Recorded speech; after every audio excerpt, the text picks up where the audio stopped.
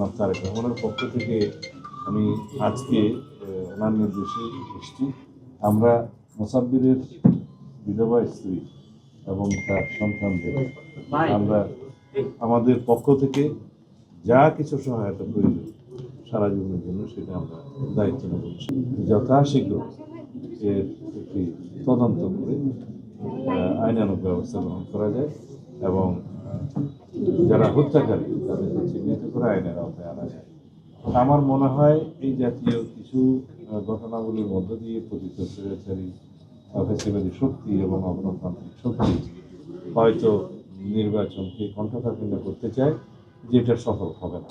দেশের মানুষ গণতন্ত্রের জন্য লড়াই করেছে, সংগ্রাম করেছে, অবিরত 16-17 বছর ভোটাধিকারের জন্য জীবন দিয়েছে। ছাত্র গণ-অভ্যুত্থানের মধ্যে দিয়ে আমরা গণতান্ত্রিক আবহাওয়ায় ফেরত এসেছি। এখন আমরা ভোটাধিকার প্রয়োগের মধ্যে দিয়ে একটি প্রকৃত শক্তিশালী গণতান্ত্রিক রাষ্ট্র বিনির্মাণের প্রক্রিয়ায় আছি। এটাকে যাতে কেউ বাধাগ্রস্ত না করতে পারে সেদিকে আমাদের সকলের সজাগ থাকতে হবে। আর এই হত্যাকাণ্ডের যথাযথ তদন্ত এবং বিচারের জন্য আমরা আবারও জোর দাবি জানাচ্ছি। এক্সট্রিম মশার কয়েল প্ল্যান্ট ফাইবার দিয়ে তৈরি, ডেঙ্গু, চিকুনগুনিয়া বাহি সহ যে কোনো মশার বিরুদ্ধে দেয় এক্সট্রিম সুরক্ষা। সংশ্লিষ্ট কর্তৃপক্ষের কাছে এবং বিশেষ করে স্বরাষ্ট্র মন্ত্রণালয়কে অনুরোধ করব যাতে ভবিষ্যতে এরকম কোনো দুর্ঘটনা না হতে পারে, হত্যাকাণ্ড না হতে পারে, সেজন্য আগের থেকে প্রিকশনারি মেজার্স যেন নিয়ে রাখে।